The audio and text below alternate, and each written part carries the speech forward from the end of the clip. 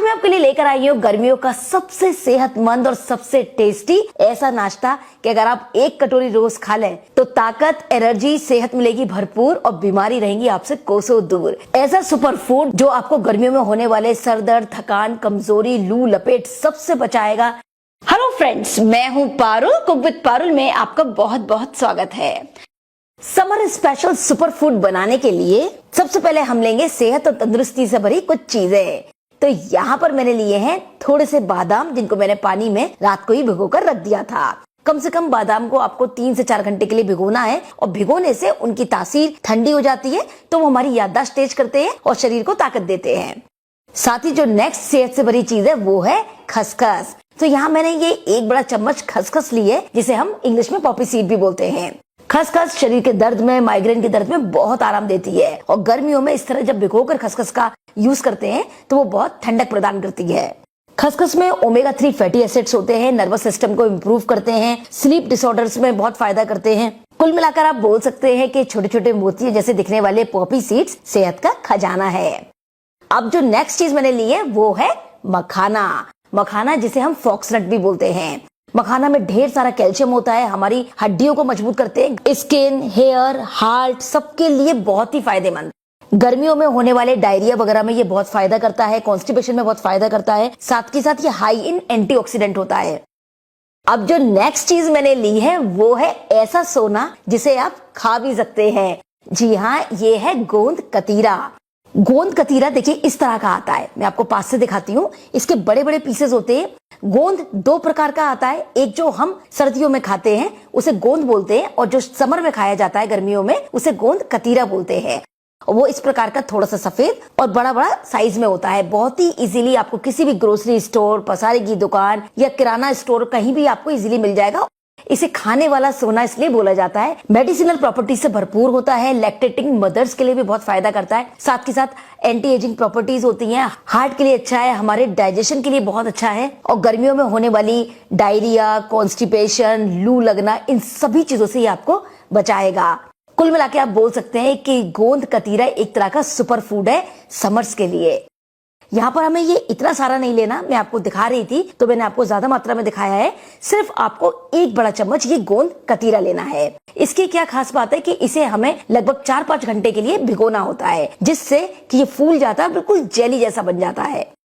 तो मैंने 1 बड़ा चम्मच गोंद कतीरे को पहले ही पानी में भिगो दिया था और ये देखिए 4 घंटे बाद ये कुछ इस प्रकार का आपको दिखाई देगा। बिल्कुल लगेगा जैसे घिसी हुई बर्फ है, लग रहा है ना एकदम बर्फ जैसा, जेली जैसा।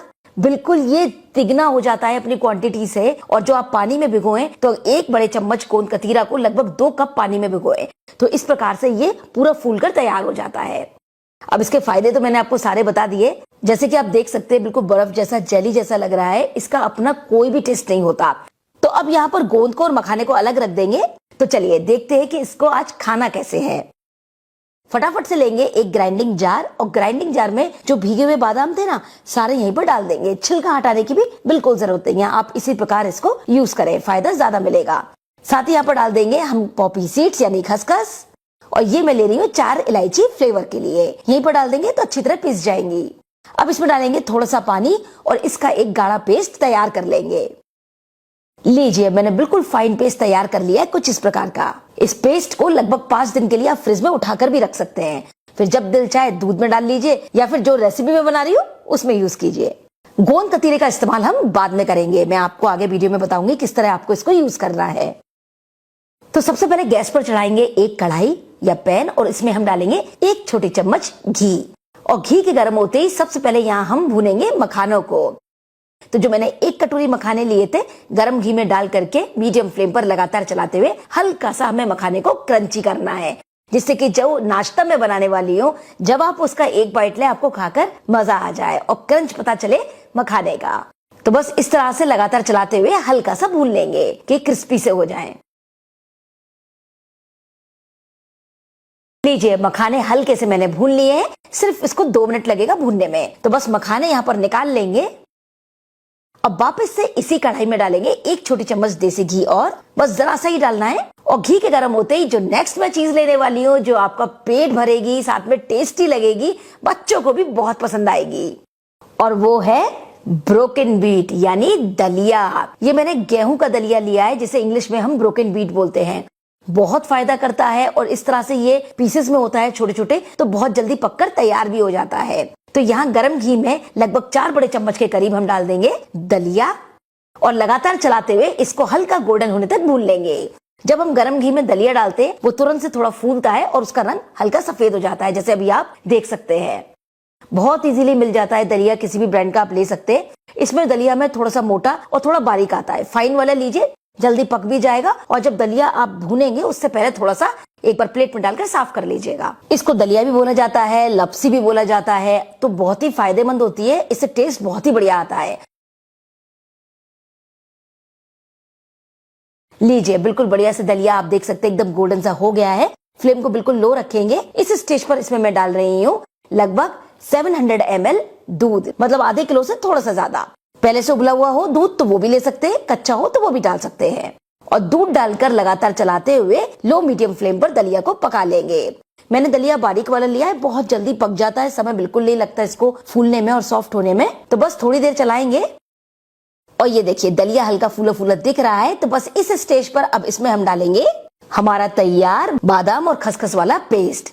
सारा यहीं पर डाल देंगे और अच्छे से करेंगे मिक्स। अब जब ये पेस्ट बिल्कुल बढ़िया से दूध के साथ उबलेगा तो उसके सारे फायदे बिल्कुल बढ़िया से घुल मिल जाएंगे दूध में। और बस इसी स्टेज पर नेक्स्ट डालेंगे एक और हेल्दी चीज, अब वो है मिश्री। मिश्री जो धागे वाली मिश्री आती है, जिसे हम रॉ शुगर बोलते हैं, ये मैंने वो ली है। बहुत ठंडक देती है गर्मियों में। सबसे अच्छी बात ये केमिकली प्रोसेस्ड नहीं होती, आपको बहुत इजीली मार्केट में कहीं भी मिल जाएगी। ऑनलाइन भी आप इसे परचेज कर सकते हैं। तो लगभग 4 बड़े चम्मच के करीब मैं यहाँ डाल रही हूँ। मीठा आप अपने स्वाद के अनुसार थोड़ा सा कम या ज्यादा भी कर सकते हैं। और बस मिश्री डाल करके भी बढ़िया से मिक्स करते जाएंगे, थोड़ा सा और पकाएंगे, जैसे दलिया एकदम बढ़िया सॉफ्ट हो जाए, सभी चीज आपस में मिलजुल जाए और मिश्री पूरी घुल जाए। अब जैसे मैं यहाँ ये मिश्री ले रही हूँ, आप इसकी जगह चीनी भी ले सकते हैं और अगर शुगर फ्री बनाना चाहे तो स्टीविया डाल सकते हैं। मिश्री बिल्कुल बढ़िया से घुल गई है। तो बस इसी स्टेज पर हम इसमें डालेंगे हमारे तैयार भुने हुए मखाने। मखाने लास्ट में डालें क्योंकि मखाने हल्के से क्रंची रहे तभी बढ़िया लगते हैं। मखाने डालकर हाई फ्लेम पर इसमें 1-2 उबाल और ले लेंगे। और लीजिए, बिल्कुल बढ़िया से हमारा मखाना दलिया रेडी हो गया है नाश्ते के लिए। और जैसे कि आप देख सकते हैं इसका टेक्सचर परफेक्ट, बिल्कुल बढ़िया से दलिया फूल गया है। मखाने ने भी बिल्कुल अच्छे से दूध को ऑब्जॉर्व कर लिया है। ये देखिए, लग रहा है ना एकदम टेम्पटिंग। जरूर बनाने वाली रेसिपी है। थोड़ा सा मैं ऊपर से गार्निश कर रही हूँ बारीक कटे हुए पिस्ता और बादाम की कतरन से। और अब आता है नंबर गोंद कतीरे का। इस स्टेज पर बिल्कुल गैस को बंद कर दीजिए। इसका जैसे मैंने बताया कोई अपना फ्लेवर नहीं है, तो जब आप ऐड करेंगे बच्चों को तो पता ही नहीं चलेगा कि इसमें गोंद कतीरा पड़ा हुआ है, लेकिन फायदे उनको पूरे मिलेंगे। तो बस जो हमारा फूला हुआ गोंद कतीरा था उसमें से 3 से 4 चम्मच यहीं पर डाल देंगे। थोड़ा सा मैं बचा रही हूँ बाद में डेकोरेट करने के लिए। अच्छे से बंद गैस पर ही कर देंगे मिक्स। ये देखिए परफेक्ट। और लीजिए, हमारा मखाने वाला दलिया है बिल्कुल तैयार। ये देखिए, लग रहा है ना जबरदस्त। तो फटाफट से इसको ट्रांसफर करते हैं एक बोल में। ये लीजिए, क्योंकि गर्मियां चल रही हैं तो इसे ठंडा खाने का अपना ही मजा है। मतलब एक ही दलिया के अंदर आपको खीर का, आइसक्रीम का सारे फ्लेवर आने वाले हैं, मजा आ जाएगा। तो इसको पूरी तरह से ठंडा होने देंगे और आधे घंटे के लिए फ्रिज में रख देंगे, जिससे कि ये बिल्कुल चिल्ड हो जाए। और ये लीजिए, हमारा ठंडा ठंडा गोंद कतीरा मखाना दलिया है बिल्कुल तैयार। और ये देखिए इसकी कंसिस्टेंसी और टेक्सचर। और ऊपर से मैं इसको डेकोरेट कर रही हूँ हमारे फूले हुए गोंद कतीरा से। ये देखिए, लग रहा है ना जैसे किसी ने बर्फ घिस के डाल दी हो। और थोड़ा सा डाल देंगे इस तरह कतरन पिस्ता की। अब बताइए, लग रही है ना एकदम यूनिक सी चीज। देख के ही किसी को भी मन कर जाएगा खाने का। और जो एक बाइट खाएगा वो पूरी कटोरी चाट कर ही नीचे रखेगा। तो ये तो मेरा तरीका था सर्व करने का। आप इसे सिंपल भी इसी तरह से सर्व करके ठंडा ठंडा खा सकते हैं। तो लीजिए, तरोताजगी, ठंडक, एनर्जी, ताकत, सेहत से भरपूर है ये हमारी एक कटोरी।